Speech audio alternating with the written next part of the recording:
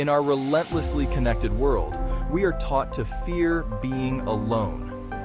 But there's a profound difference between the ache of loneliness and the richness of solitude.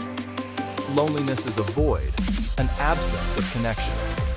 Solitude, however, is a choice.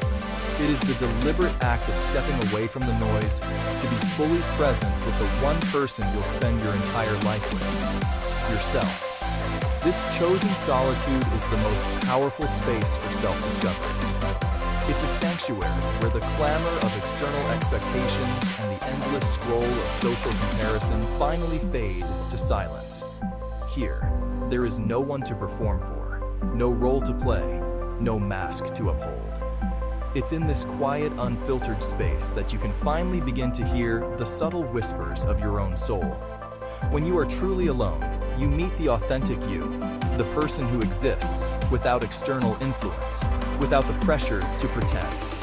This is where you can untangle your thoughts from the opinions of others and discover what you genuinely believe.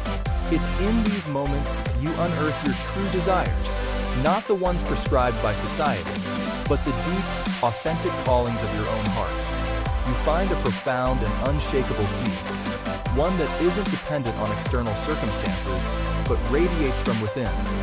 So don't run from solitude. Learn to embrace it.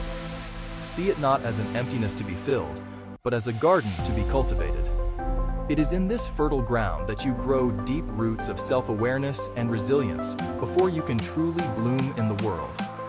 When you become comfortable in your own company, you build a foundation of inner strength. You realize that you are already complete. This self-reliance is the ultimate freedom, the quiet confidence of knowing you will never need to depend on anyone else to make you whole.